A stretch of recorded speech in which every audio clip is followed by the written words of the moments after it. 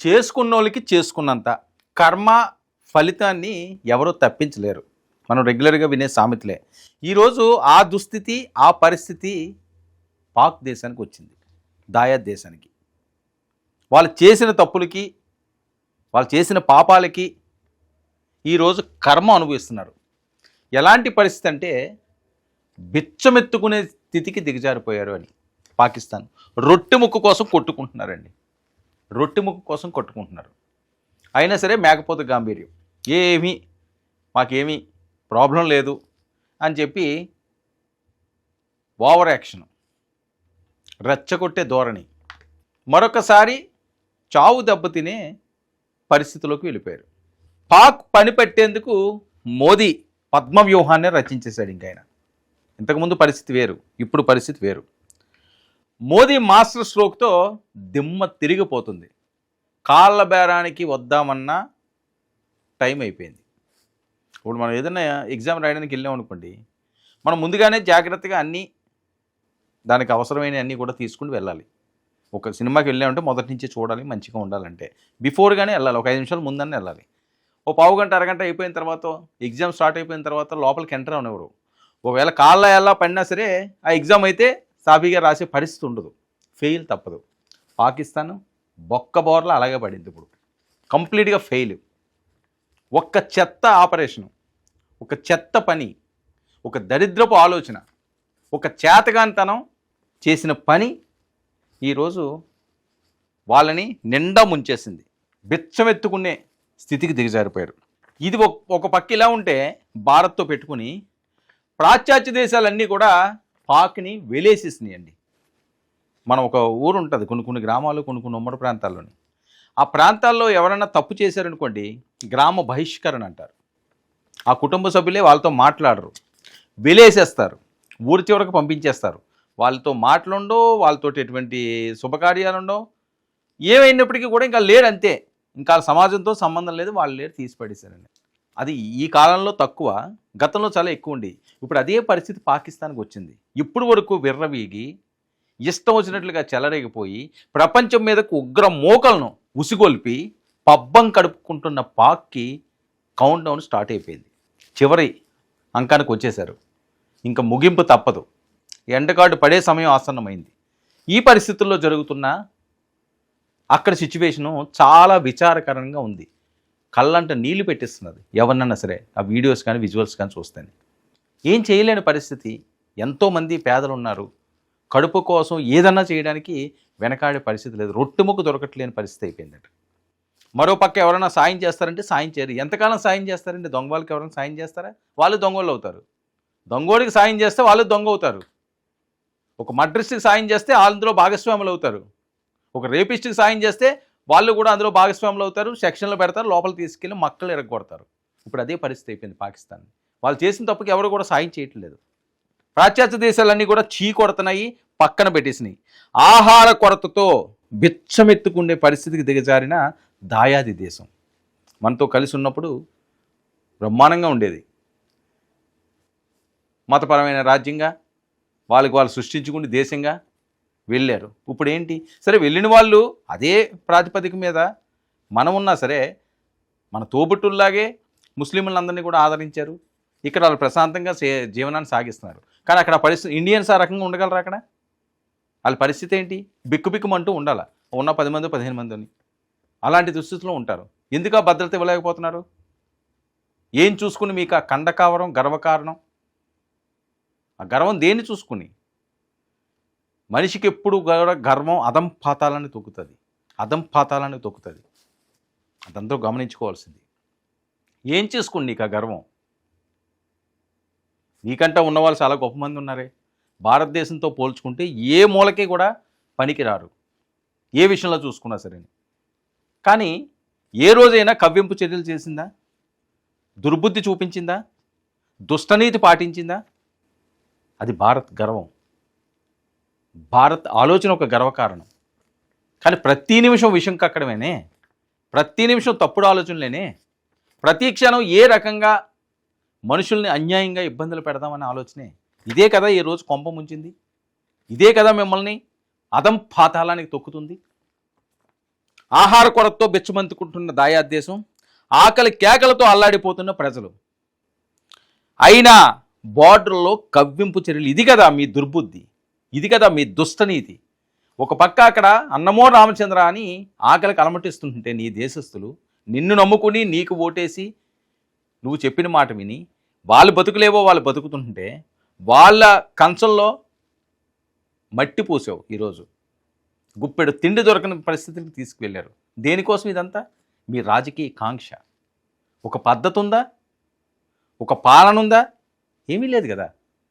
ఎంత దారుణం, ఎంత అన్యాయం, ఎంత నీచం ఇది. మిసైల్ ప్రయోగాలతో రెచ్చగొడుతున్నది పాక్. మిసైల్ కావాల్సి వచ్చిందా ఈ పరిస్థితుల్లోని?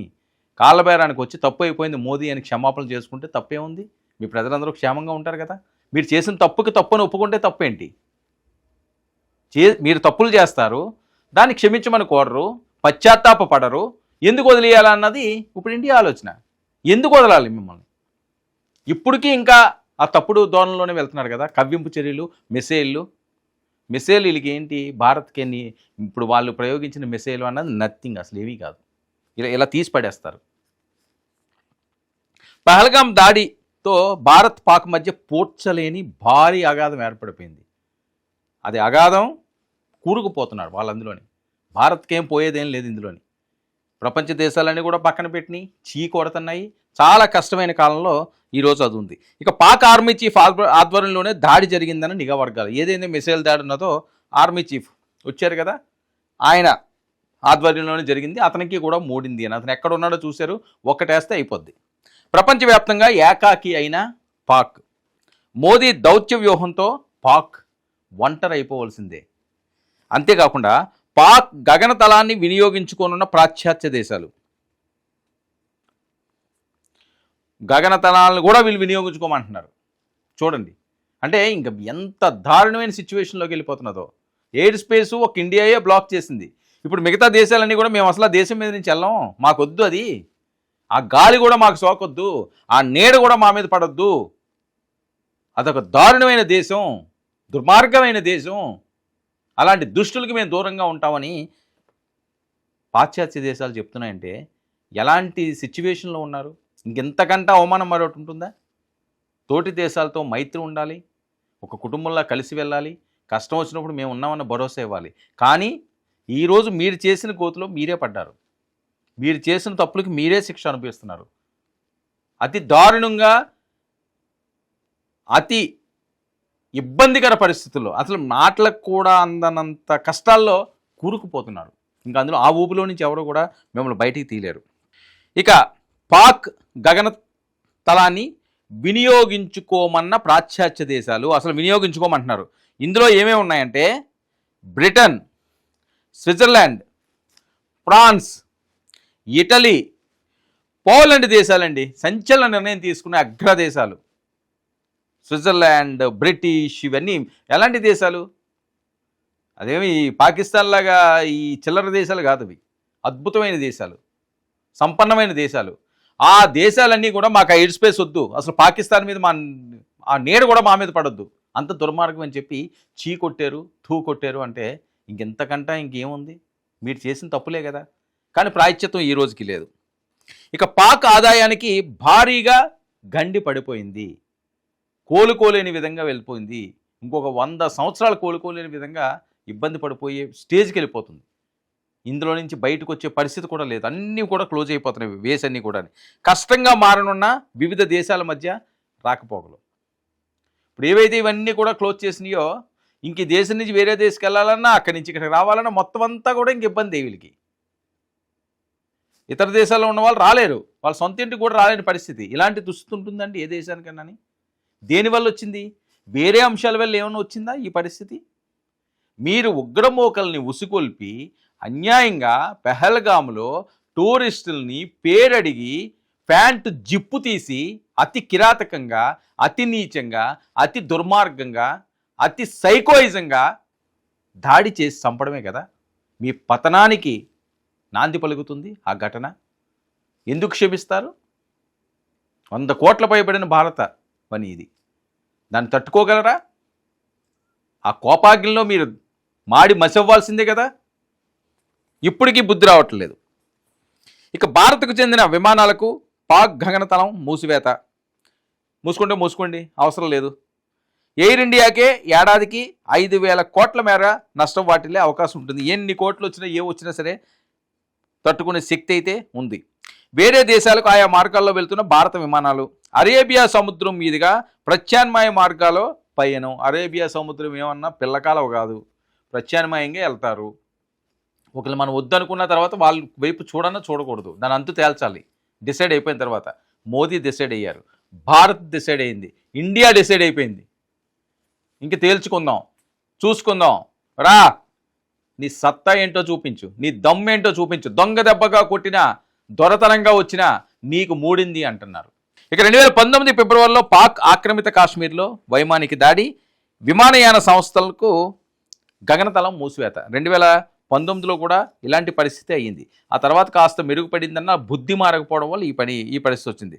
ఇక మరొక వైపు పాక్ $100 మిలియన్ నష్టపోయిందటండి ఇప్పుడు వరకుని. ఇంకా $100 మిలియన్ నష్టపోతే అసలే అంతంత మాత్రం ఊపిరి. ఆ ఊపిరి కూడా ఇప్పుడు ఆగిపోయే పరిస్థితికి వెళ్ళిపోయింది. ఇప్పుడు మరోసారి భారీగా నష్టం జరిగే ఛాన్స్ ఉందని నిపుణులు. అప్పట్లోనే $100 మిలియన్ కోలుకుపోయాడు 2019లో. ఇంక ఇప్పుడు ఎంత ఉంటుంది? ఆ దెబ్బ నుంచి ఇప్పుడు కొంచెం కోలుకోలేదు, ఇన్ని సంవత్సరాలైనా సరే. ఇప్పుడు ఇంకా పెరిగిపోయింది, అది ఇంకా పెరిగిపోతుంది, ఇంకా పూర్తిగా మునిగిపోతున్నారు. దీంతో బిచ్చమెత్తుకోవడం తప్ప వేరే గత్యంతరం లేని పరిస్థితి. ఇంకా నువ్వు కవ్వింపు చర్యలు చేస్తాను, మిసైళ్ళు వేస్తాను, ఎవరినో బెదిరిస్తాను, మాకేం భయం లేదండం. చిన్న పిట్లా ఉంటుంది అది, ఆ మిసైల్. భారత్ ఆయుధాగారంలో ఉన్న మిసైల్స్ చూస్తే అది ప్రచండంగా ఆడించేస్తుంది, అది మామూలుగా ఉండదు. చండ ప్రచండాలు భారత్ దగ్గర ఉన్న ఆయుధ సంపత్తి, చండ ప్రచండాలు. అవి ఏ రేంజ్లో ఉంటాయో, ఏ రేంజ్ని కొడతాయో ఊహకు అందగకుండా ఉంటుంది. అలాంటి వాటితోటి నువ్వు కుప్పిగొంతులేసి నువ్వు భయపెడతావంటే ఇక్కడ జడిసేవాడు ఎవ్వడో లేడు అంటున్నారు మోదీ గారు. ఇంతవరకు వచ్చింది కాబట్టి ఇక ఉపేక్షించే పరిస్థితే లేదు. ఒక పక్క నీ దేశాన్ని నువ్వు రక్షించుకోలేవు, ఒక పక్క నువ్వు మంచి చేయలేవు, ఒక పక్క పాలన చేయలేవు. వాళ్ళు అన్నమో రామచంద్ర అంటుంటే ఒక కడుపు నింపే ఆలోచన నీకు లేదు. కానీ నువ్వు యుద్ధాలు చేస్తారంటారట, లేకపోతే మిసైళ్ళు పంపిస్తారు, లేకపోతే కవ్వింపు చర్యలు చేస్తారు. ఎంతకాలం నిలబడుతుంది? 24 గంటలని చెప్తున్నారు నిపుణులు. దీని మీద తెలిసిన వాళ్ళు, ఆర్మీ ఆఫీసర్లు అవనివ్వండి, సైనికాధిపతులు అవనివ్వండి, వస్తున్న ఇన్పుట్స్ ఏంటి, జరుగుతున్న ప్రచారం ఏంటి. భారత్ కానీ తలుచుకుంటే మ్యాక్సిమం 24 గంటలు, ఎక్కువ అది. మరీ ఏదైనా ఆటంకాలు వస్తే, లేకపోతే హాఫ్ డేలోనే ముగించేస్తారండి. మరి అలాంటి పరిస్థితి నుంచి మీరు ఏ రకంగా పైకి వస్తారు? ఇంకా మీ వక్రబుద్ధి పోవటం లేదు, ఇంకా తప్పుడు ఆలోచనలతోటే ఉంటున్నారు, ఇంకా ఏవో దాడులు చేయడానికి చూస్తున్నారట. మీ దేశం నుంచి ఇక్కడికి వచ్చి బ్రతుకు తెరువు కోసం వచ్చినోడు, తలదాచుకోవడానికి వచ్చినోడు వాళ్ళని వెనక్కి రమ్మంటే వాళ్ళని రానివ్వట్లేదట. దేశవ్యాప్తంగా ఇంకా పాకిస్తాన్లు ఉన్నారు. ఎందుకంటే ఇండియన్స్ చాలా అప్రమత్తంగా ఉండాల్సిన పరిస్థితి. దేశవ్యాప్తంగా చాలామంది పాకిస్తానీలు ఇక్కడ ఉన్నారు, చాలా రాష్ట్రాల్లో ఉన్నారు. మన కళ్ళ ముందు ఎదుర్కొంటే తిరుగుతూ ఉంటారు. సో అందరూ చెడ్డవాళ్ళని చెప్పడం మా ఉద్దేశం కాదు.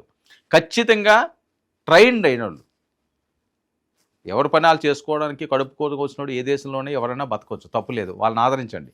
కానీ ఈ దుర్బుద్ధితో వచ్చి ఉగ్ర దాడులకి పాల్పడదామనే ఆలోచనతో వచ్చిన వాళ్ళు చాలామంది ఉన్నారు.